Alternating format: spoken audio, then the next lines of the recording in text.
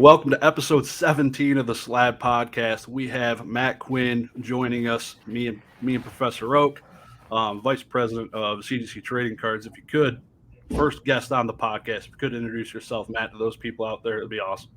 Sure. Everybody, I'm Matt Quinn. I'm the Vice President here at CGC Trading Cards in Sarasota, Florida. So our operation focuses primarily on trading card games, obviously some non-sports as well.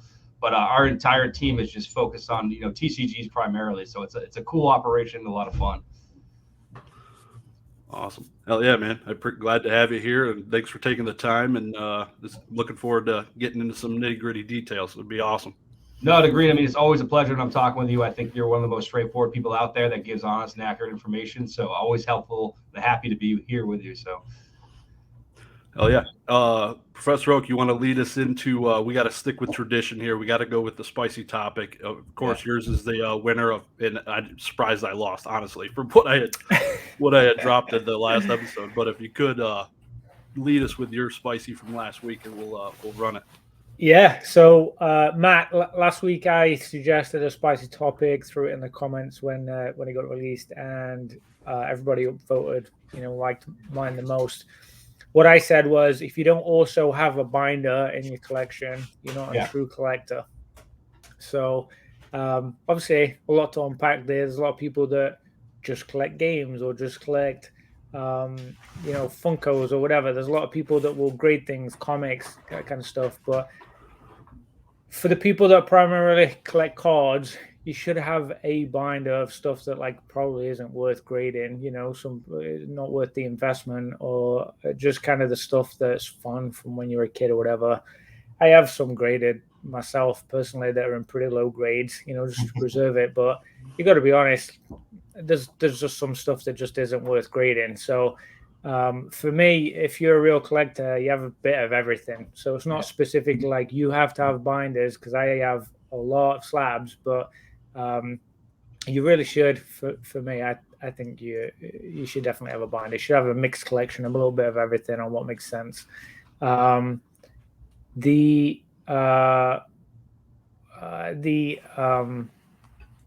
binder for me is like a way to show people your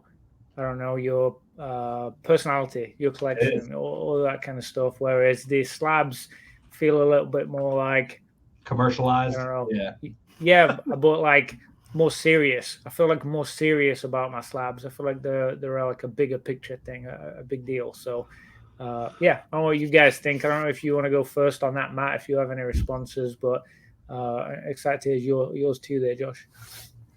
Yeah, I'll dive in. I mean, binders, I agree with you 100%. Me being the vice president of a grading company, you'd think I'd have slabs pouring out everywhere, but my core collection is in binders. I like the binders because flipping through them and everything like that. Even very valuable cards I have that probably should be graded are in binders for me. And it's just to your point, I have a collecting theme for my cards and my sets. I collect Magic the Gathering from, early play tests, so before the game even came out, all the way to about 2020. Every different set, I just pick certain cards that I like, that I fancy within all those sets. And I have them in, probably 6 of those nice, zip folio binders. So I have my prize cards in there, but I do have slabs too, obviously, certain things that I like to have in a slab. And then, like you said, having other things too, I have empty sealed boxes from stuff I've ripped back in the day, things just, there you go.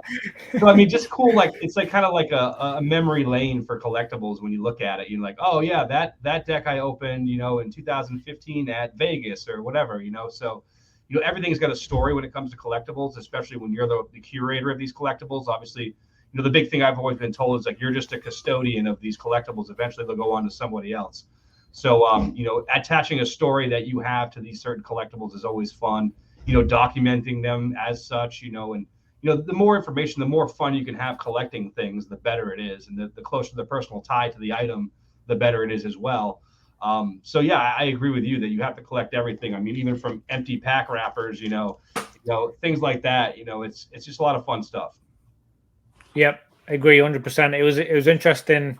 There was a few people that strongly disagreed on the take, but that's what keeps it interesting, right? We'll appreciate and collect and do things our own way. So yeah, good spicy topic there. What about you, Josh? What's your thoughts? I feel like Yeah, I feel like it's tough to not have a binder. Like I was trying to think the other way, like the people that are collecting slabs, is there slab collectors out there that actually do not have a binder? Like what are the chances of that? Like pretty much the collections you're buying, all these different things are in a binder at some point. For them to all find the way into a slab would be insane. But Yeah. I guess there probably is those people that maybe just donate those or give them away or throw them in the trash. I don't know, but I feel like it'd be pretty tough. I for one am a huge fan. I love plastic, but gotta love the binders as well. So Yeah. I'm working on a bunch of different crap. So Those are nice. I like those cards, those Top Suns. Those are sweet. oh yeah, I love some Top Sun, and I have a Yu-Gi-Oh binder, just like random miscut things and just things people give me. Yeah, hell yeah. Baddie, that's a baddie. But yeah, man, it's 100% agree with you, and the people that disagree with you, it's I don't know if I believe them. Like it's hard. Are they really a purist? Yeah, I agree with you on that. And the cool thing with binders, outside of 3-ring, I always advocate against 3-ring binders if there's anything spicy. If they're junky cards, that's fine. But the amount of stuff we've seen come in with binders, have a binder ding on, the inside page. It's just a good way to wreck cards. If you're using rings, I always recommend stitch pages. That's for sure. Yep, definitely. Well, this leads us into the next thing. I want to talk about a spicy topic for next week. Sure. We got to have one. We got to stick to the guns here. So, Professor Oak, if you got one, let her rip, man. I think this one will probably get downvoted. Oh, God. I wish they did actually downvote, like in Reddit. They don't actually subtract when you do downvotes. That'd be cool if they did. Yeah, that's a good point. Yeah, I can't say I don't know how many times I've noticed the downvotes. I don't take too much notice of it, but I'm sure that could be optimized. Yeah, even out to the actual score. Spice topic for me is I think that grading companies should be able to grade anything in some form or fashion, and I think because there's some things that I have that are not gradable that I think would be pretty cool in some kind of slab. So that's just a little topic from me. Yeah, that's a good topic. We have a sister company that grades all kinds of weird stuff, and they graded pieces of the Wright brothers plane and things like that. So whether there's a will, there's a way. Typically, we only do special circumstance, certification for, these huge, impressive. Like this was Neil Armstrong's collection. So, it was one of those things where we had all kinds of these bits that came from space and all kinds of other cool stuff. So we really went above and beyond grading stuff that we typically would never touch. But the provenance was so strong that it made our lives easier. Obviously, when someone comes up to some cool relic and they're like, "Oh, it's from this concert or whatever else," finding that exact provenance is always difficult. But when you have it tied to a really famous collection and things like that, you can create provenance by encapsulating it and things like that. So that's one important thing with collections. Oh yeah, and excuse me because we completely remember those, Josh. Oh yeah. Well, I got a cool one. Those plastic things from Japan. Cool. Yep. They look. Yep. Love it. Yeah. See, that kind of stuff would look amazing. And we're actually working towards this right now. Sweet. Hell yeah. But yeah, the spicy topic, when we announce our spicy topics, the goal is to not discuss them as much as possible. I'm glad you are because you won't be here in the next episode, but appreciate you just giving us anything on there. That was cool. Good to hear the right plane was insane. That's cool. I'll go next. I'll give you a second to think your answer or question there, Matt. But I think next year we'll realize $100,000 plus graded music item. Ooh, it's growing. That's kind of neat. I've been getting outbid big time on sealed albums. It's great. It's pissing me off. So. That include concert posters and things like that. Yeah, and I think something. Yeah, because there's a new Steve Aoki's got his grading company where he grades albums and stuff like that. So that's cool. I think it's got to grow. So look forward to that. What about you, Matt? I guess mine would be the difference between Pokemon collectors of graded cards and Magic collectors of graded cards. And maybe you can throw in Yu-Gi-Oh as well, but just the difference of what they prefer, which brand, how they look at what qualifies as what should be graded, what shouldn't be, because it's a very different breed, I think. It is a massive difference. Sometimes they smell different depending on what day of the week it is. That's a good point. Yeah. Yeah, that's a good one, man. Good one for sure. That is good. I hope that one wins. I got a lot to talk about with that, that one. Yeah. So what you got to do, so to get your question entered in, you basically all you got to do is write a comment in this video when it goes live, whatever, on Tuesday the next week. So, okay. And then you'll just get the upvotes and let it roll from there. But awesome. Appreciate you taking the time going through that with us. Want to talk to you a little bit about non-factory cut cards, Sure. test print stuff like that is, I personally think it's awesome. And I love the authentication of that type of stuff, but is there a reason you guys are doing it, or is there stuff that you're not grading that's not factory cut, or can you elaborate a little on it? So yeah, it kind of ties into that whole Wright Brothers thing, the provenance thing, so, with square cut cards, in particular, like say if they're factory cards, like, so they're actually set cards. They come from a set where you can open up them out of a booster pack. We look at known sheet quantities for these cards. So like, with, let's say Fossil or, or Jungle or, even base set, there's a lot of known sheets for these cards where, back in the day, it would make sense financially to cut these sheets up into single cards and sell them that way. A lot of people didn't care for the sheets or whatever have you. So in that respect, we'll try to stay away from cards like that without provenance. So, it's just one of those things where, especially ones that are cut to look like an error. Like, so if they cut it so there's 2 cards showing, it's out of here. They do that a lot with like revised Magic the Gathering sheets. They put like, oh, there's 4 cards on this error. Like, no, you just butchered a sheet for no good reason. That kind of stuff is immediately kicked. We'll never grade that kind of stuff ever. But with actual square cut cards, it's one of those things, like said, if it was able to be cut from a sheet, and there's a lot of sheets known, we generally won't do it. If there's no sheets known for that particular type, like some of the Neo sets and things like that, then we will grade them because, there's no good reason for anyone to ever cut one of those sheets up, so it's, a square cornered card. And, generally square cornered cards aren't going to bring a crazy premium over a regular copy, especially from some of these sets. Like someone's going to rather have, a 10 first ed Lugia than a square cut one, and the square cut one's probably not going to hit a high grade anyways, especially if it's been hand cut. But to your point, the test prints and all the make readies and things of that nature, I call these esoteric items, and those esoteric items are just staples of the Pokemon hobby. I mean, you look at coin collecting and currency collecting and things like that, and they have pattern coins, they have proof banknotes, and basically things they use to create these items, the process they use to make these things exist into their final form. So these early, make readies and pre-production items, are just so rare and so important to the hobby that we make exceptions for those, because obviously you can't pull them out of a pack. The sheets weren't readily available. They were either, from a Wizards of the Coast employee or another printing facility employee, or, they were smuggled out somehow. But again, this stuff is just truly rare. So we will grade those and label them appropriately as either make readies, test prints, all that fun terminology. And I think it just benefits the hobby greatly having those available and properly attributed. There's been a couple of them that have come in, the make readies that have, 2 different theme decks printed on them. So they're pretty cool looking. Yep. They were cut from a sheet, obviously, relatively recently. And, my line of thinking is one of those things where, you have this one sheet that's an amazing item that, like, sure, one person could own it, and it's like with the pinnacle of their collection. Well, now it's cut, and now 110 people can represent this card in their collection as well. And it'd be a disservice for us to say, oh no, we're not going to grade it, we're too proud. If the card is in a card form, it's a make ready, it's an esoteric item, it's really rare, then we'll encapsulate it and label it as such. And I think that whether it's sheet cut or not is irrelevant in the conversation of what the card is itself.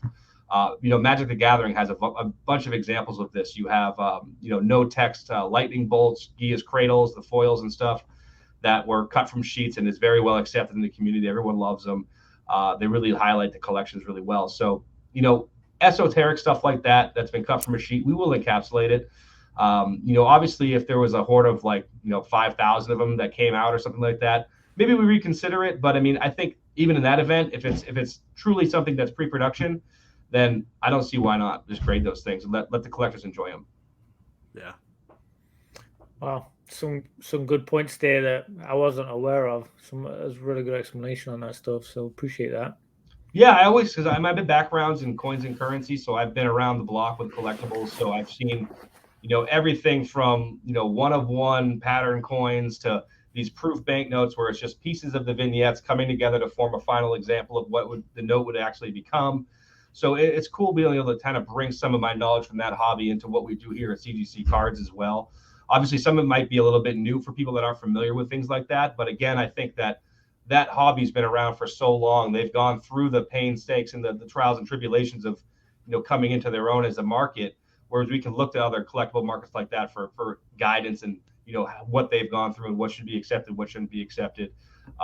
But, we try to be pretty fair about things and use consumer sentiment to, influence our decisions as well. So we just try to always keep an ear to the community for things like this too. Love it. Oh yeah, do you got a favorite one? You got a favorite not factory cut Pokemon item? Yeah, it's the Blastoise, the Protostoise for sure. Because we had the sheet of the cards. So there's one Protostoise on the sheet with a magic back, and then it had magic cards with it too as well. So there was lightning dragons on it. There was a sick Pokemon prototype on it. I know. So this was actually still owned by an ex-WotC employee. So he let us bring it in, use it for evaluation and research, and then we had, I think, 5 of the actual Protostoises too along with it. So we got so much data and information to make that article we had. Wow. Confirming the authenticity of these items. And that was just special. Just the amount of excitement in our room. All of our guys are all, nerds for trading cards too. So it was a cool moment to see it. We had some of the most, studied people there are with printing technology and, how things are operated in, printing facilities for TCGs around the time. So a lot of fun with that card. So yeah, I'd say the Protostoise for sure. I loved reading about that too. I remember the article and I remember thinking like, wait, what? There's a what out there? It was crazy. It was really fascinating. Yeah, it is. I mean, it's basically what, set the page for English Pokemon cards to come over here. It was pretty much the first one that was printed by Wizards of the Coast, the first one that they used to kind of figure out how it would look. Really exciting, and just, all the amount of research we put into it, we broke it down by chemical composition and compared it against others, and just really went the full length just to get everything we could out of it, research wise. Yeah, it's pretty weird that that's like the only English version of that art, which is like, it's like, why did they not do that again? Because that card was released in 98, I think, in Japan. So I mean, they're like, oh, we need a piece of artwork. Oh, here you go. Yeah, it's really weird. Yeah, total missed opportunity for sure. That thing would do pretty well, I think. Oh God, yeah. If they do like a tribute to it or something like that, that'd be sick. I wouldn't put it past them. It could, they like reprinting things. So yeah, the whole world now is different, as far as what's coming out of packs. That's for sure. Yeah, awesome, very cool. I don't know if you got want to ask a question here, Professor Oak. Go.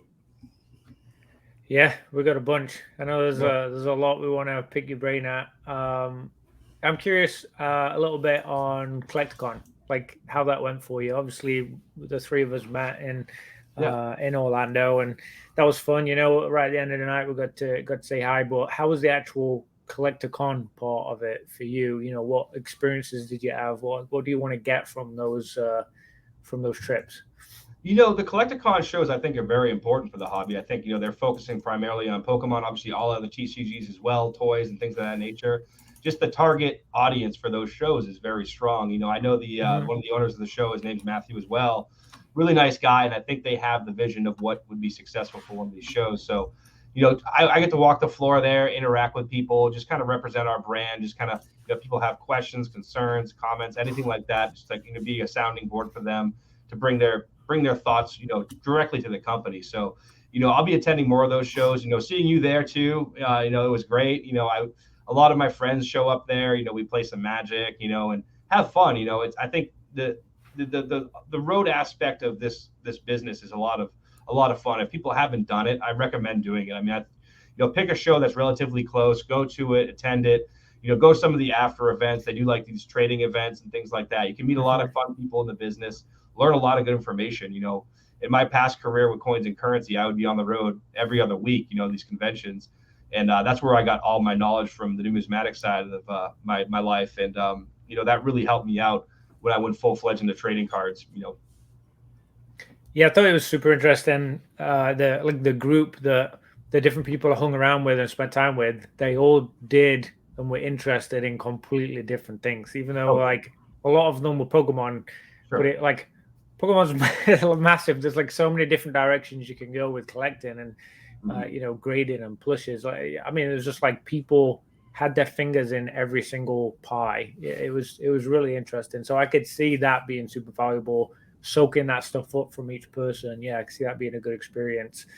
I've only been to 2, so I'm limited on what I've picked up so far in person, but online, I mean, I'm in conversations every single night. Like every night I'm in that Discord, YouTube videos, that kind of stuff. So it's just a different format.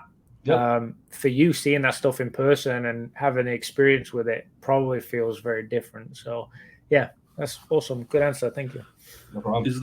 Is there gonna be any plans maybe to CGC be on-site grading? Because I think you either couldn't, or I'm not sure what that was in Orlando, because obviously that's the closest possible one for you guys. Is there possible maybe on the horizon other shows doing that? Or yeah, with Collecticon, I think they have a couple contracts that need to run their course and things like that. I've talked with them, but I mean, I would love to do on-site grading at a Collecticon event, especially a close one like Orlando or one of the bigger ones as well.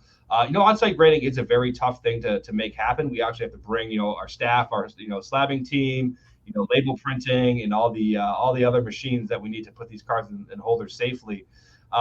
But yeah, I think on-site submissions is huge. We do it at the National every year. And I think doing it at some of these bigger TCG events would be very beneficial to the hobby, because a lot of people just don't like the idea of sending their cards through the mail and having them mailed back as well.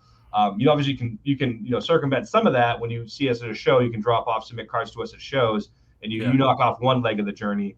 But having that gratification where you could drop it off and get it back in 4 hours in some cases is paramount to some people. It's a lot of fun to be able to be like, oh, here's my card for grading, and then before dinner you're like, oh my god, it's in plastic already. So I agree, on-site grading is something that we're very much considering. I think we're going to be starting to do some on-site events actually in Europe and also in London as well, with talks of potentially doing things in the Far East too. So we really want to expand our global presence as well, doing that kind of thing. Bring grading teams overseas and things like that, because there's a lot of demand for this stuff in Europe and the UK as well. So, and I've spent a lot of time over there with my old career, going to London a lot and into Holland all the time. So there's an appetite out there. I think we should have a company go out there and do it well. Okay. Yeah, definitely. So you said you did do the National. Was it CSG or was it CGC that did the National? Both. Yeah, both of us. Yeah. Wow. Yeah. So we have one big booth, obviously. Then we have myself and some of my CGC cards team, along with CSG and their team. But like I said, it's all separate entities as far as who's grading your cards, who's evaluating them. Yeah. Just because, my graders know Pokemon and other TCGs very well, and we don't want to have to know sports cards and stuff as well either. We'd like to keep those things separated because they are very different. Yeah, I'm looking to go to my first National this year. I've never been to one. I live 3.5 hours from Chicago, so I'm gonna. Okay. Yeah, we're going to see Ed Sheeran downtown Chicago that same weekend. So I told the wife, like, we're definitely going to the National. Like, it's an experience. Last year obviously it was in Atlantic City, but Rosemont, where it'll be held, I've been to that area, that convention area, more times than I can even count. I used to have to go there 3 to 4 times a year with the coin and currency business. They always have the American Numismatic Association show there, the ANA show. I used to do little currency shows there as well. There's a lot going on in Rosemont for the world of collectibles, and I think the National being there will be really good. There's a good infrastructure they have set up around there now, so it's a lot of fun when you go. Heck yeah, awesome. Yeah, no, it'll be good. I'm looking forward to it. Got a question about Yu-Gi-Oh! I think the last time we spoke, which is probably a year ago or so, on my channel, Yu-Gi-Oh! Was just starting to be graded. There was obviously no foresight of a pop report. Right. We just got a pop report from Marvel. Yep. Is there any outlook of when that comes, or do you need to hit a certain threshold of cards graded? Like, what is it? Is that something you could share? Yeah, I think total amount graded is one important thing, because we don't want to have pop date out there. Oh, it's a 7. Pop 1, but it's like really an easy card to get. It kind of manipulates things. So we want to have a good base of cards graded before we kind of display that information. But I can tell you that hopefully mid-year around the National, actually, we'll be actually releasing a lot more in our pop report. So a lot of cool things will be jumping on there. Yu-Gi-Oh will 100% be one of them, possibly White Schwartz and things like that. So, we'll have a lot of cool stuff dropping on that pop report soon. So definitely stay tuned there. It's going to get bigger, and it's going to get bigger quickly. So. Oh, yeah. Yeah, I love the pop report. It's very easy to maneuver, go through it. Pictures are awesome. Really, they're hip with it for sure. Oh, I appreciate that. No, I'm very proud of that too. It's a great tool, and making it easy to navigate is the key. Yeah, Matt, is there anything that you think probably won't ever get added to a CGC slab or the pop report? Is there anything you guys are going to avoid in terms of like a type of card or requests that you've maybe had and it just isn't worth the work maybe? Yeah, the biggest thing I can say, Professor, is just things that are unlicensed. Anything that's knockoffs. Obviously counterfeit cards for sure, but a lot of these things that they come out that are unlicensed product that just kind of imitate things. There's certain things that are licensed in certain countries individually, and if they have proper licensing that way, we'll probably grade them. But there's a few things like that we won't do. But no, otherwise, I think we're going to plan to open up the floodgates here. This is probably like the first time you're going to hear this right here on this podcast, but is to start grading everything. Just basically say, okay, you know what, floodgates are open. Send in whatever you want. We'll create it on the fly. Because right now we're just trying to create a big enough database where all the big chunks are taken. Whereas, okay, if you send in something esoteric, sure, we'll create it, but I don't foresee us getting 10,000 of these cards right off the bat where we're going to be like, oh my God, we have to make all these. So we're going to try to just knock off the big things first that we know that we could get inundated with. And then when it's the little stuff left over, be like, okay, go ahead, send it in, Yeah, that makes a lot of sense. I've really enjoyed this past year or so seeing you guys make almost like making custom slabs for some of the miscuts, where you're entering that little bead of plastic, whatever it is you're doing, so you can fit it in and hold it and it be secure and safe and displayed in the right pattern, without right setting almost. That's been really cool to see that you guys are you're at the forefront of that, really. I mean, no one else is really doing it the same way. Yeah, I mean, error cards, and misprints, things like that, or like I always kind of like roll back to my numismatic career in coins and currency, but like they're huge in coins and currency, like misprints and error notes and things like that. Misstamped coins, like all that stuff is very big, very avidly collected, and they are graded. You can grade them with our sister company PMG and NGC. So when we open CGC cards, like we have to focus on those being an important part of the hobby because people do really care about these things. You can have a card that's worth 2 cents. And all of a sudden now it's missing a print layer and it's worth $1.99. Yeah, exactly. I mean, and they're just, dramatic wow factor of error cards is just impressive to anyone who doesn't even know what they're looking at, because they can just tell right off something's wrong here, whether how common it is or not, is up for debate. But, error cards have their place in the collecting hobby and they need to be properly designated. So why do you think sports cards get such a bad rap for OC, MC? The price is like 50% of a regular PSA 9 if it's OC. Right. Any ideas behind that? Well, no, it's funny. Like when we started CGC trading cards, we wanted to keep, the centering spot of the grade, to a limit. So once it gets below our 8 centering grade, it's just OC. And that's because, we feel that these cards that are being collected because they're off center, they don't care about the centering grade. So it's like, why call it a 6 or a 5 just because the centering's bad? We're like, the person buying this, they want it because the centering's bad. So we do limit the grade ultimately. The OC centering grade is equal to 8.5. So the highest grade it can achieve would be a 9.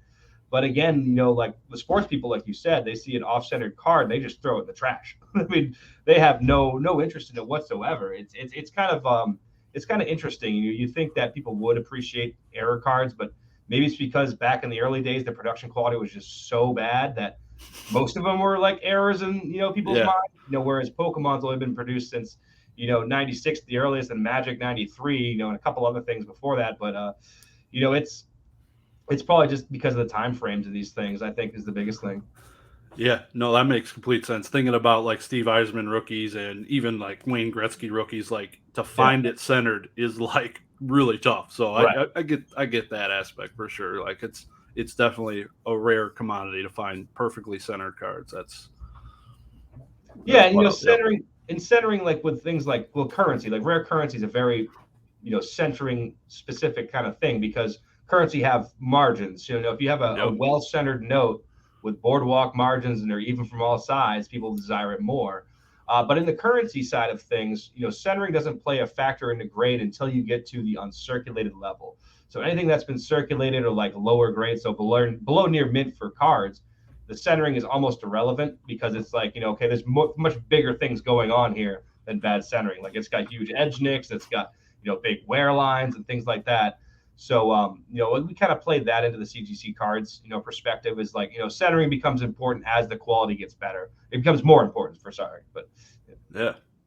No, I love PSA 9 OC sports cards. It's like I freaking mint, and you get like all the appeal in the world, but it's like for like what, 40% of what the value would be. Yeah, exactly. It's amazing. I've been looking for a Jordan 86 Fleer rookie OC PSA 9 for a while because it's just cheap. Yeah. So, I had a question about the registry, kind of related to Yu-Gi-Oh. Is there plans to add, like, because Yu-Gi-Oh's not in there? I don't know what is in there. Like, is it just Pokemon and Magic right now, or? Yeah, it's just Pokemon and Magic, I think, for the moment. Typically, and it might include Marvel and other things yet. I'm not positive. I have to double check because those just got added. But as we add things in the pop report, they'll slowly trickle into the registry, basically, is how we'll operate. And we're going to actually revamp some of the registry and the point systems on that sometime in the future, just to make it more clean. But that's one of the biggest things that we want to focus on as well, because registries are important. I mean, that's how people can showcase their collections, say how nice they are and things like that. And I think the registry tool is very important. Like in our coin and currency side, people use it all the time. Yeah. So Professor Oak here is top 5 Pikachu registry at PSA. Nice. What's the elevator pitch to a PSA dedicated registry guy to get him to maybe not swap, but to transition and maybe start using CGC a little bit more? Well, yeah, you can always start a new collecting interest. So go ahead, Professor. Yeah, go ahead. I was going to say, I'm going to preempt that. The last 20, 30 Pikachus I've bought have been CGC. So I'm already in that transition. Just almost not transition, but in addition, I guess. Easy sale. Well, I just found some really good ones in CGC slabs. I'm like, I'll buy that one. It's brilliant. It's exactly what I need. So sorry. That's a great explanation. I always tell people, buy the card, not the holder. When you're buying anything in a slab, whether it's ours or the competition, always look at the card. I mean, there's going to be, undergraded cards and overgraded cards from every company. It's always going to happen. We try to be as consistent as we can, but you're going to find those situations. So I always buy the card, not the holder. Same thing, buy the coin, not the holder, the note, not the holder. It works for every aspect of collectibles. But to the point for why would you want to do stuff with the CGC registry is I think we're going to do a lot of cool stuff. We haven't implemented a lot of it yet, but whereas we have the number 1 Pikachu set, we have the number 1 Charmander set. So we're going to have very specific registries for certain things, or old school, WotC Pikachus, or black and white era Pikachus and things like that. We'll get pretty granular with it. So you can have multiple sets within a master set as well. So there'll be a lot of ways your collection can be presented to the public for, consumption. Yeah. And registry awards too. We want to give out awards soon. We want to start saying, okay, this collection is going to get a cool award, whatever it might be. So there's a lot of cool stuff in the pipeline. People want that stuff. I tell you what is surprising to me is just how little people use the registries, because it just seems like such a no-brainer to me to be organized and know what you need to look for, not even just what you have, but what you don't have. Like I've learned a lot from looking at registries and lists and stuff, what other people have, what things do I want to chase next, and then I go look for a CGC 10 in now or a CGC 9.5.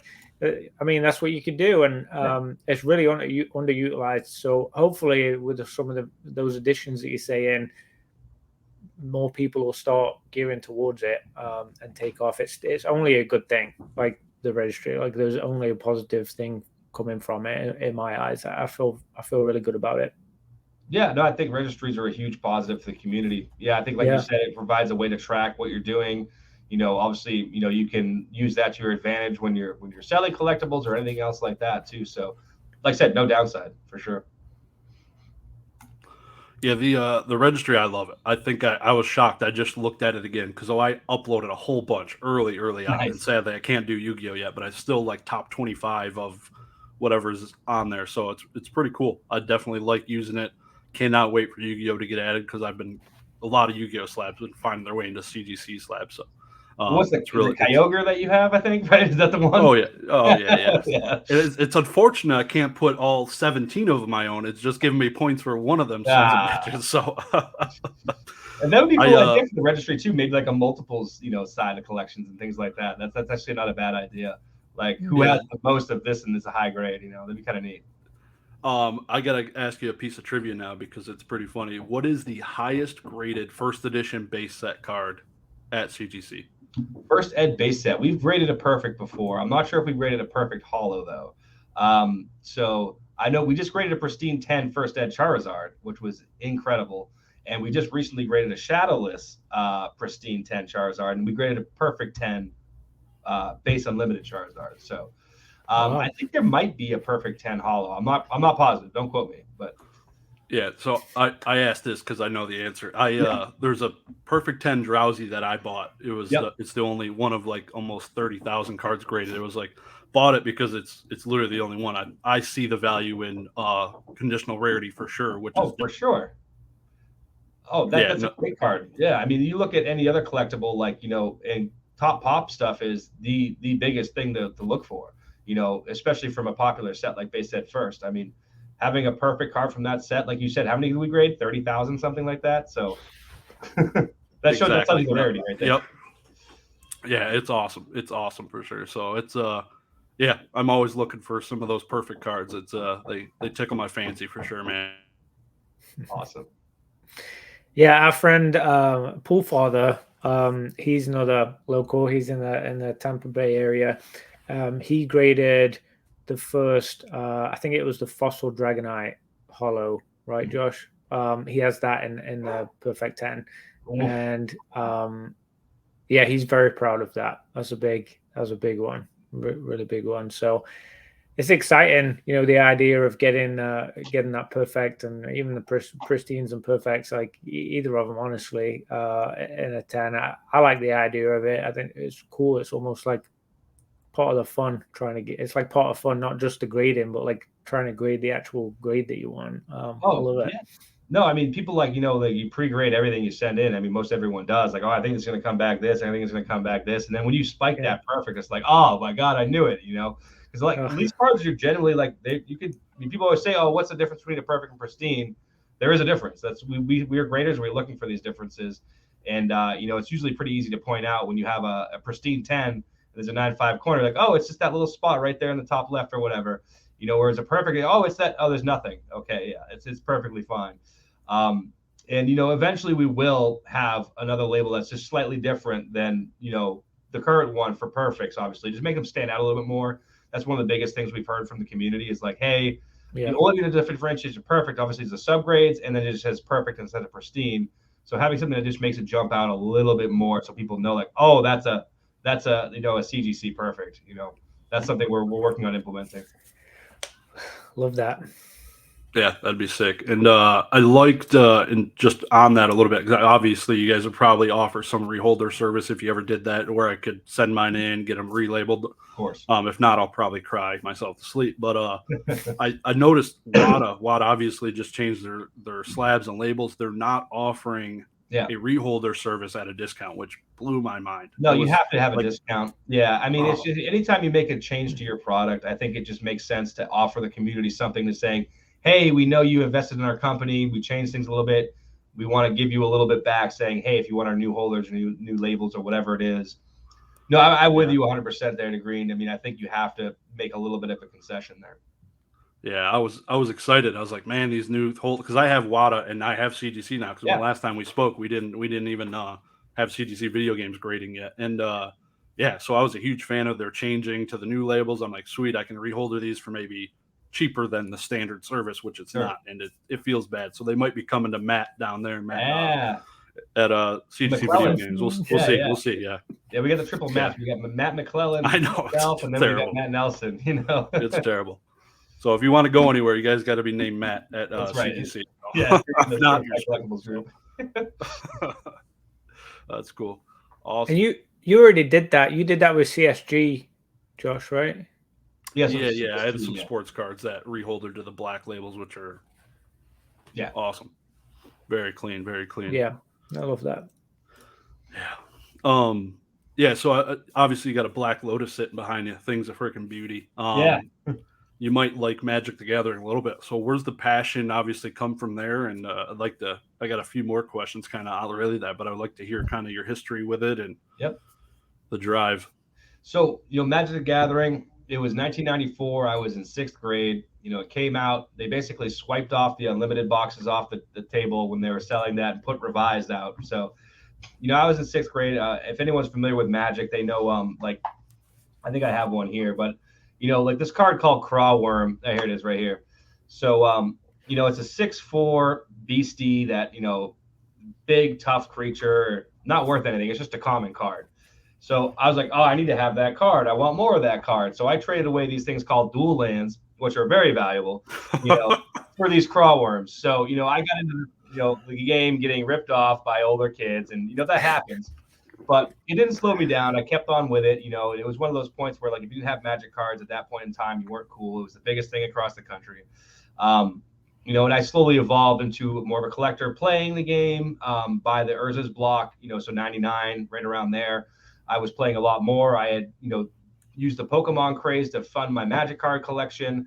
So I was selling first edition Charizards and things like that to a couple online retailers at the time. I think it was like ABU Games and Card House to get Black Lotuses and things like that, when the Black Lotus from beta was worth about $350. Alphas were actually worth less because no one wanted alpha because the corners were so you couldn't play them. They were illegal in tournament play. So there's not many people used sleeves back then. So, after Mercadian Masks, I kind of got out of it for a while. And that's when I kind of, took up this whole currency career that I built for myself. So, I was selling this stuff on eBay, the Magic cards, and a person who I worked with who did rare currency basically said, hey, I see you do a lot on eBay with these cards. Can you sell currency for me on eBay? And I was like, yeah, no problem. Because he was kind of computer illiterate. So he wanted me to help him out with that. So I started learning more about banknotes and things like that. And then I had a career really blossom after that, going to, local shows, regional shows, and moved to California to work for a big auction company with numismatics. But all the while, Magic was still one of my biggest things I love. So I'd always be pushing Magic the Gathering, like, vintage cards on some of my, rare coin and currency clients, saying, hey, this stuff's cheap. You should buy it. There's not much of it, And sometimes I would, sometimes I wouldn't. Like I remember I sold a complete set of Alpha. I think it was in 2009 or 8 or something like that, for like 45 or 50 grand. That whole set now, and it was all graded. It was all PSA 8s and 9s and 10s. That set now is worth, probably like 700 grand, maybe close to $1 million. So, I mean, it's amazing seeing where it came from, but now it's all come full circle because I got out of the coins and currency realm, which I made a really good career of, and now I'm doing nothing but trading cards. And Magic was the catalyst for that. Pokemon, obviously, I've known and watched and continue to grow with, but Magic is my mainstay. And the card I just showed you is from like these old school decks that I bring to the shows, and we do this thing called Beat the Grader. So, you'll take one of these old school decks, I'll take one of them. So it's Magic cards like, beta stuff, or like, all monocolored decks. We got some cool stuff. These cards aren't cheap, even in the beat up form that these ones are in. But if you beat the grader, you get like a prize or some swag and stuff. And it's just fun using some of these old beta and alpha cards, because, most people are like, oh, you shouldn't play beta or alpha. But I mean, if they're pretty beat up, you're not going to hurt them as long as you don't spill water on them, so. Right. And the cards are meant to be played. I'm a purist sometimes when it comes to that kind of stuff. You still collect like graded versions of them? Magic, yeah, for sure. Yeah. Occasionally I'll buy something, from an auction site or something like that, just for my collection. Like I said, I have a collecting interest. I like esoteric stuff, so some like the early playtest cards. But yeah, we encourage collecting. All the people that we have at this office are collectors as well. And obviously, the buying and selling and being active dealer is a no-no with our company. You can't have any conflict of interest. So, if you were to ever want to sell anything, you have to get permission from management. You have to go through all these processes, and it has to be sold through an intermediary as well. So, we have a very tight policy in place to prevent people from actively dealing in our business, because we are, grading all these cards, and we have to be completely impartial. Yeah, I remember when I was down there, I thought it was really cool. That walking through there, all these people had different graded like different companies and Yeah. different cards. It was so they had Beckett, they had PSA. So there was like obviously no hate or anything towards it. It's No. like, yeah, you can't put that Beckett slab on your desk. Get that crap out of here. But so it was cool seeing all that. No, it's what I always preach too, because coming from the other side of the collectibles business, like I always appreciate every grading service. They all have their spot, especially the big ones. You know, there's certain cards that are better for PSA, for Beckett, for us, whatever else. I never like have any negative animosity to other grading companies unless I grade a fake card. Then I'm like, what are you doing? You know. But Yeah. you know, even if we ever did that, I don't think we've ever graded a fake card yet, like a straight up counterfeit. But you know, it's one of those things you have to avoid. You know, and it's just, you know, you got to know what you're doing. That's the biggest thing. And I think Beckett and PSA both know what they're doing. And I think they have a great value to the community. But again, you know, we're just trying to be the best that we can be. We don't need to knock them down for any reason, or we just gotta, you know, work on what we can do and what we can do better. So, Yep. Yeah, I know there's a bunch of sealed product that's fake out there that a lot of people have been duped on eBay and stuff with. So that side of stuff, I think people are a little nervous on buying, and I certainly wouldn't want to be grading like first ed boxes and crazy stuff like that. Like, no, that's a terrifying idea. So, yeah, good one. But I tell you one that does seem pretty exciting. We've kind of touched on it before in another episode, but Magic the Gathering are doing like a Lord of the Rings set with a 1-of-1 ring, right? Yep.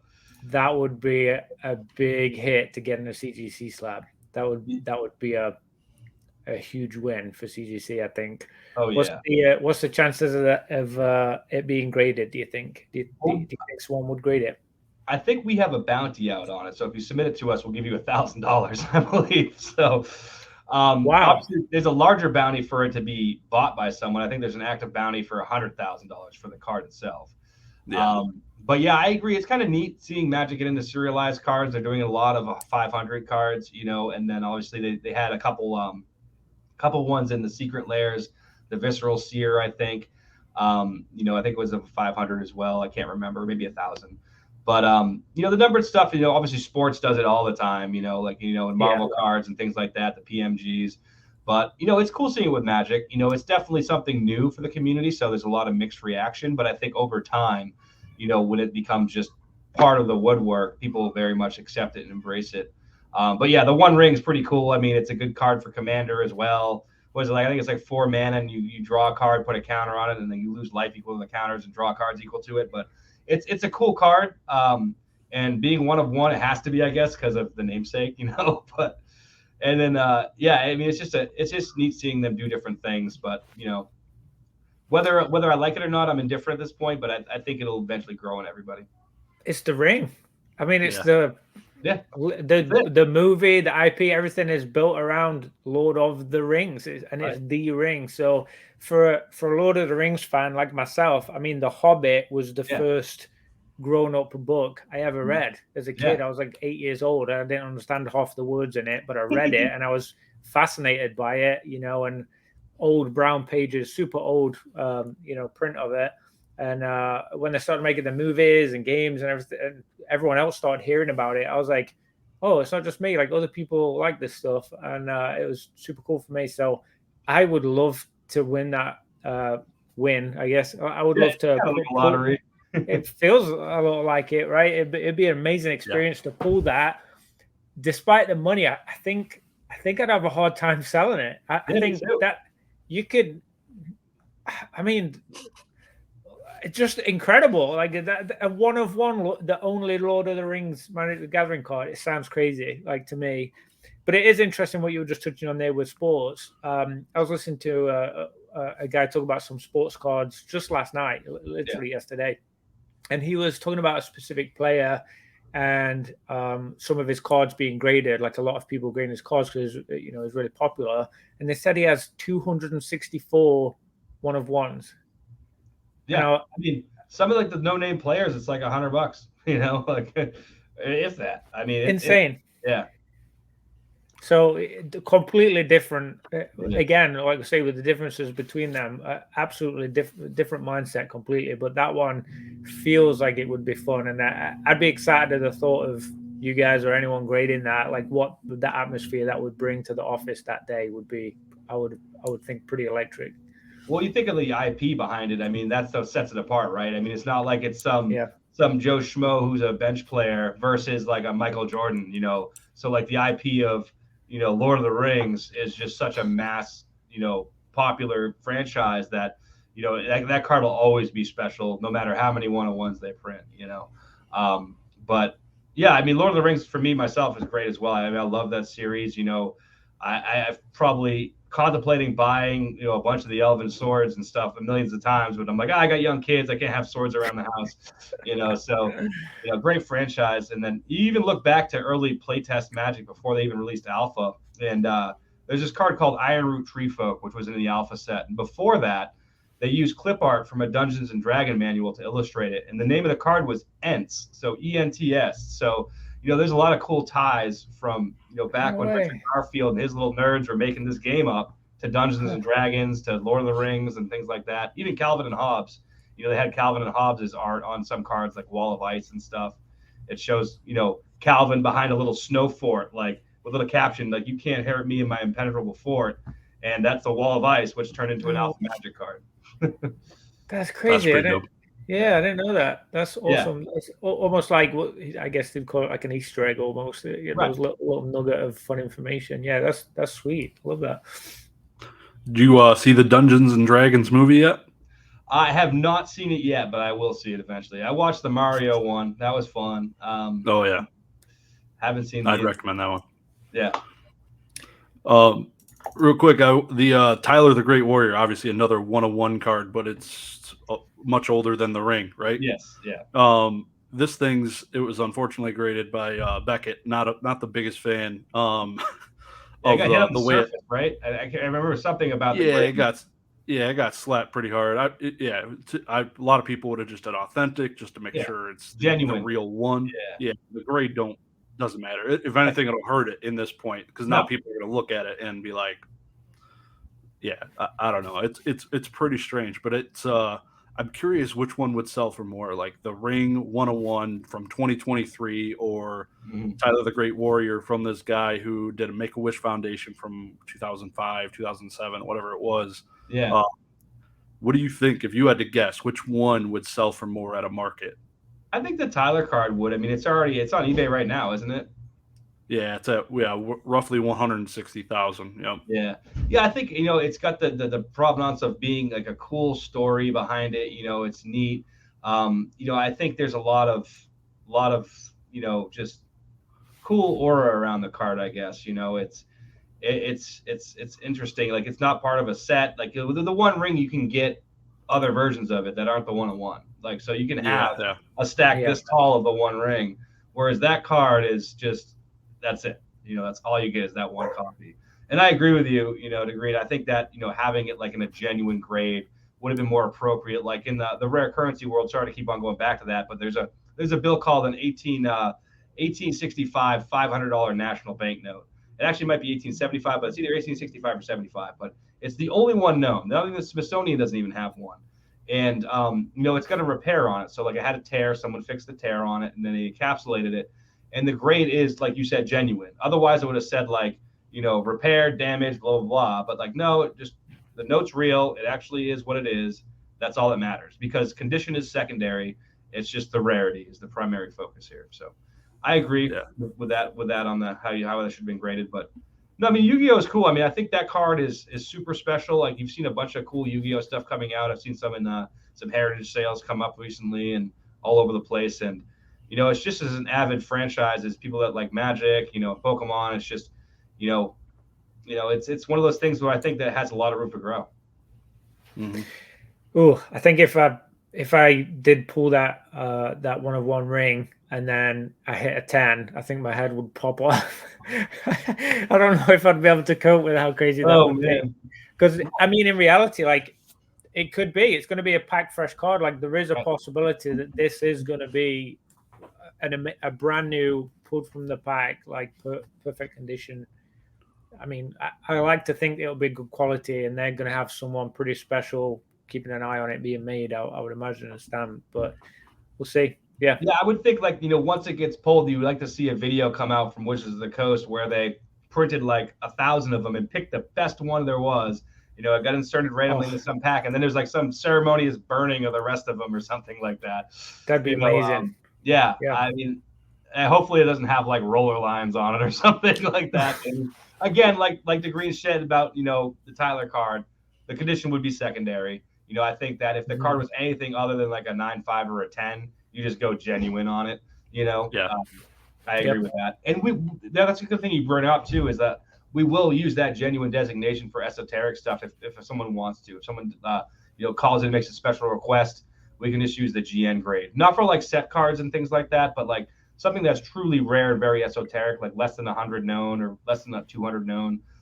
Maybe not so much serialized cards, but like one of ones, maybe for sure. But it'll definitely be circumstantial, but we would do that. I bought a few Chum Lee signed label CGC slabs lately. I thought they were pretty cool. In fact, I sent you one, didn't I, Josh? Was it signed, that one? Yeah. I believe the label was, yeah. A couple of really cool ones. So it's cool that you guys just seem like pretty chill about doing stuff. I mean, the card's real. Like, why not have a bit of fun with it and just enjoy the hobby? It feels like you're willing to let people have a bit of fun with it, and even just the designations on the back and stuff. That's it's just cool. Yeah, I'm sorry. You got to maintain a pretty good serious attitude with what we do in this collectible business, but you can also have fun. Like one of the top guys from Wizards of the Coast, he plays this Magic game with his friends every year. And they use this card called Chaos Confetti, which literally says in the card you have to rip it up when you use it. Like, it's one of the unglued unsets, so like the original Chaos Orb, you would spin the card, or you'd flip the card, I'm sorry, whatever it lands on is destroyed. And this little spoof of it was Chaos Confetti. You rip the card up and the pieces, whatever the pieces touch, are destroyed. So this executive, he sent me a bunch of pieces of the card that they used at one of their game nights. And I actually put all the pieces in the slab for him and graded it genuine, like I mentioned. And then we sent it back to him for a gift, a little pedigree on there, like, his little house tournament, so we won't grade pieces of cards from random pub, but like for like something like that, like, it's just fun stuff that we do. That's brilliant. Like, here's a card I just Nice. That's awesome. Yeah. So this is actually my wife's likeness. So my wife actually got put on the card, and nice. We don't grade the set yet, so I'm like, I'll just write on, because it was supposed to be called Sleeper Elf in my mind, because that's her maiden name. That's what I recommended the card be named, but they called it like Armored Sower or something like that. So, That's cool. So your wife's actually like depicted on a card? Yeah, we actually sent them, I just pledged to one of the Kickstarters. Yeah, so it's a Richard Garfield game called Soulforge Fusion. So it's a kind of like a half deck game where you buy 2 half decks and you put them together and play. Pretty cool game to play. And I met Justin, Gary, and Richard who makes it, and I talked with them a little bit, and they got me kind of excited about it. So I was like, okay, we'll put some money towards it, and they let me send in some pictures of my wife to use for card art. So that was kind of cool. That's sick. Yeah, that'd be cool. It's incredible. Oh yeah. I got a question. So obviously you've handled a bunch of awesome stuff. Like, I've seen videos, a lot of videos now. Instagram, you guys are doing tons of videos. All these 10 Charizards, the Illustrator Pikachu, the Alpha Lotus, the Beta Lotuses. Like, what is there something? Is it all just like kind of gray to you now? Like, what excites you? Who's obviously seen these grails? I mean, you're right. You do get jaded a little bit, somewhat, of certain cards. Like, really spicy high grade cards get me probably the most excited. Like, when there's something that I grade that's like, oh, this is a pop 1 now, it's a pop 2 now, that's like pretty sick, like, we've never graded this nice. That kind of gets me excited. Every once in a while, like, one of my graders will run into my office like, oh my god, look at this card, and like, I'm like, oh, I gotta see it, and then we look at it, and I'm like, wow, this thing is going to be the top pop. So like, these guys all love what they do. The cool thing too is like, big runs of nice cards get us excited too. So someone is a collector of a certain card, and every one they took, and it's like packed fresh, and also it's like just like 15 10s in a row. We're like, oh my god, this guy just like, either he knows how to grade or like, whatever else. But you see a lot of cool trends and things with different submissions. We don't know who submits things. It's just a barcode in the box. But like, when you open it up, you're like, okay, this person knows what he's doing. They definitely pre-screened everything, went through and sent in only the best. Whereas someone else, they just take stuff out of an old binder they find and throw it in a submission form. You're like, oh, look at all this stuff. It's all beat up, But I mean, for far as high-end cards, yeah, I mean, like that esoteric stuff I talked about, the test prints get me excited. The play test cards, things like that. Those are always fun. New sets, like new games that come out are cool because like you see like the ebbs and flows of submissions where, like, okay, the Star Wars Weiss cards just came out, and all of a sudden you get an influx of those. So you get to, see every card up close and personable and, add notes and things about how they're manufactured. All the guys we have here are just really into what they do. So, anytime a new set comes out, we try to document everything that we should know as a grading company about these sets. Yeah. What's the culture like working there? You obviously have a lot of different branches, grade a lot of different things, and I know you have some different buildings and stuff going on. Like, what does it feel like to work there with all those amazing people that are so passionate about what they do? Well, that's the cool thing too. Like our company's very, they'll let you do other, unless with grading, we try to keep people primarily focus on what they're grading. So if you're grading trading cards, that's what you're going to be doing. If you're grading sports cards, that's what you're going to be doing. Comics, same thing. But like if you're a verifier or you work for the slab department and things like that, you'll get to kind of float around where demand's needed. So they can get like a lot of good information, like, okay, see what part of the building they might want to make a career out of it. Like, oh, I really like coins, then maybe they'll float over to the coin side and do coin verification. Then like they get really into it, and all of a sudden they're like, hey, I want to be a grader someday. So maybe eventually they go through grader training and become a coin grader. So like, any kind of, aspect of collectibles that you're into as an employee here, you have a lot of opportunity to grow. And then for the grading side, it's nice because we have, like I said, 5 different buildings at the current moment, and cards is in one, comics is in one, coins is in one, currency, and then obviously video games as well, and then some administration. But they're pretty separate at the moment, but we have sports and trading cards here in the same building, so we make fun of each other a little bit sometimes. So you have one half of the room is trading cards, one half sports cards. So we kind of jostle on each other a little bit here and there. But otherwise we try to keep morale high. We do cool events like eventually we'll rent out like a small room at a restaurant and have like a draft night. We'll draft Magic or play Pokemon. You saw we did the invitational tournament a few months ago where we actually brought in our competitive team. We brought in some of our graders to play and some influencers as well. And that was a heck of a lot of fun. We'll probably do one for Magic, coming up here soon as well. But no, it's a cool environment because I think everyone, like I said, is doing something they truly enjoy for a living. So it kind of it kind of makes it for a good positive experience usually. Yeah. I was looking for my invite to that Pokemon thing. I just must have sent it to the old admin. No, I don't know. Next time. I'm joking. No, that'd be awesome though. It looked like a blast. Like I think somebody from CGC ended up winning it. From what I think I noticed, but a pro player won. One of our graders was second. So it was actually Kid Stark, who's from our pro team, who took him down. He had an Aerodactyl V-Star, which shut down his deck, and then he was able to catch up and win. But no, it was cool. Like Azul. He's like the best player on the planet right now, as far as standings are concerned. I think he's got like 3 or 4 invitations to the world's over, like he's so good. And then, Caleb and then the other guys, Daniel, and they're all great. I mean, it's amazing watching a professional player play Pokemon because like they're so calculated. Like even Azul, like I had him play some of these old vintage decks that I have, and he doesn't play much Magic at all, but he would I just watching him make the plays he's making. I'm like, wow, this guy is definitely doing everything the right way. It's funny. Yep. Yeah. Down to the numbers. Yeah. Oh yeah. Yeah, I love how it's a little bit chess-like almost in terms of they're always preempting. Okay, if I do this, what are they doing? I think a lot of people aren't considering that when playing the game. Like, what can I do with what I have right now? And it's very like surface level, next move kind of thing.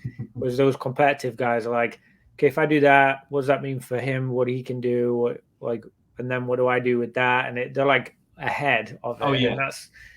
Yeah, it takes some brain capacity to be able to do that. So it's I love seeing that stuff. I absolutely get wrecked every time I try and play it, but it's fun. I enjoy it. So. Yeah, me too. Like I used to play a little bit of competitive Magic back in the day. I played Legacy on the Star City Games tournaments. And it was a lot of fun. I was never a great player, but I would day 2 sometimes. But like you said, they're always 7 turns ahead. And I can always tell when I'm facing up against someone who's like going to beat me most likely, or they have the competitive advantage just on their gameplay skills. And I'm just like, okay, if I get like a god draw, maybe I'll make them go tilty and beat them. But if it was just a fair game straight up, they should mop the floor with me more times than not. So yeah. Last time I played against another YouTuber on the live app, and he started out, he used about 15 cards like right out of the gate, and I was like, when's it my turn? Like, when do I get to go? It was just like doing this and that and adding into this, taking that out. Like, it was all over the place, and it was cool to see, honestly, even though I got wrecked. I think I had 2 turns and he wiped the floor with me. But yeah, it's fun. It's cool. No, you see that a lot, where like with Pokemon, so different from Magic. Like with Pokemon, you can cycle through your deck in like 4 or 5 turns, where like with Magic, drawing cards is like such a premium. But yeah, it's a lot of fun watching good people play. I agree. Is there any plans for like other competitive teams outside of Pokemon? I don't even know what the Magic competitive scene looks like right now after COVID, but yeah, Channel Fireball used to be the biggest driver of competitive Magic, and they're kind of out now. So now Magic's doing a lot more tournaments itself. There's a couple other help of other organizations, but yeah, that's the next plan is to form a competitive Magic team. You're absolutely right. Something that we're looking at doing this year. So we're going to look for some good players to make that happen.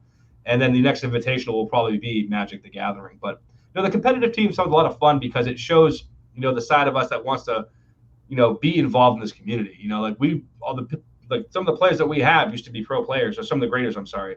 So these people all love it. I think playing the game is an exciting part of the hobby. A lot of people that do that only like Magic in particular is huge. Like most everyone just plays Magic, hardly anyone collects it. The people that do collect it, they're pretty adamant and they love it. But there's a really untapped base of people that don't know a lot about collecting the cards. They're just playing. There's gamers.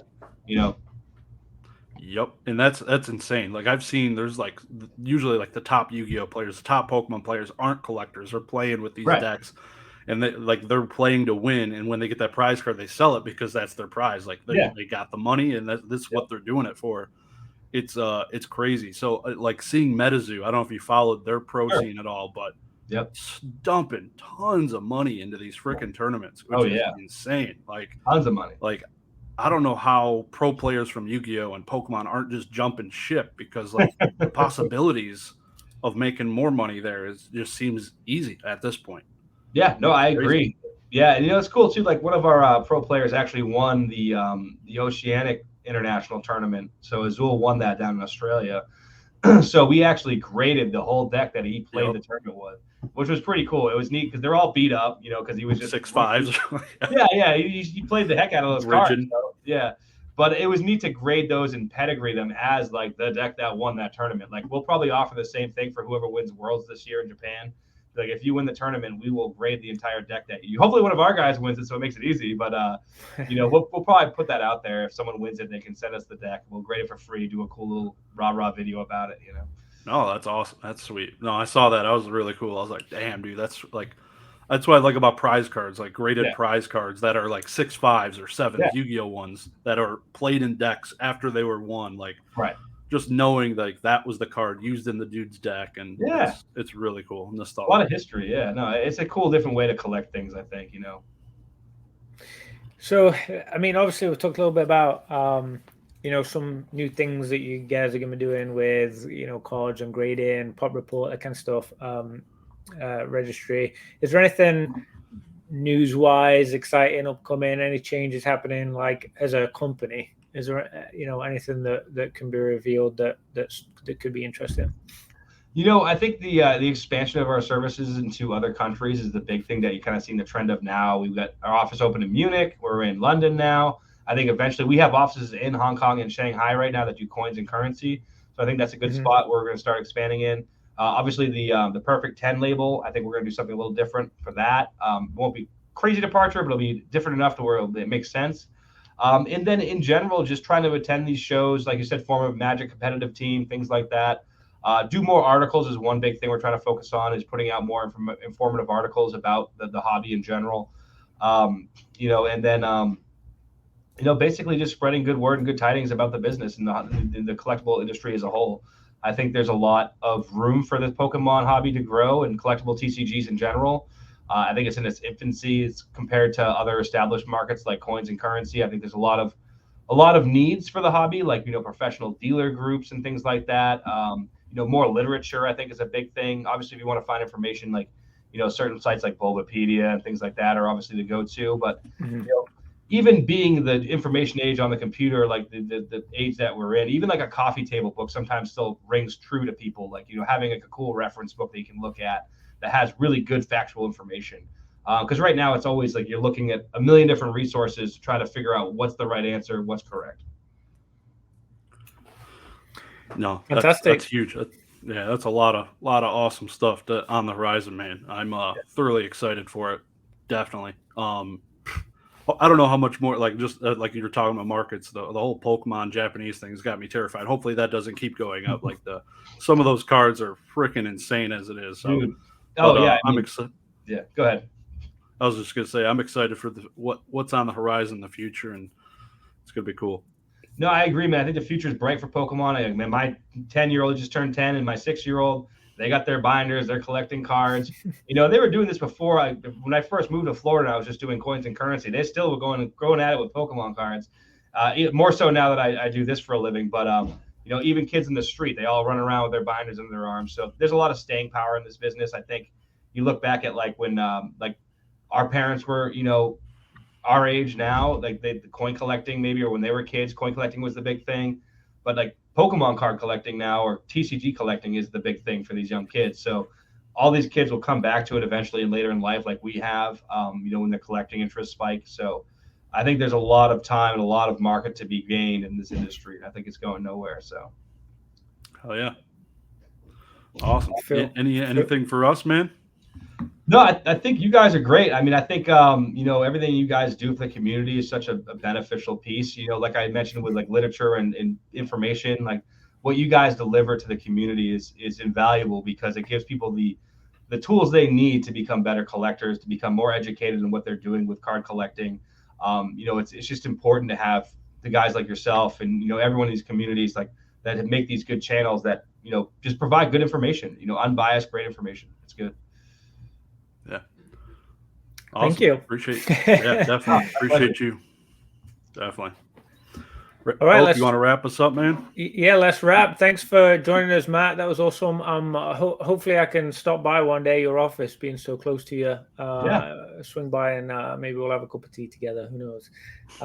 But everyone, thanks for listening in. Thanks, Matt. Thanks, Josh. Bye from all. All right. Take care, everybody. Thank you, guys. See you guys. Have a good one.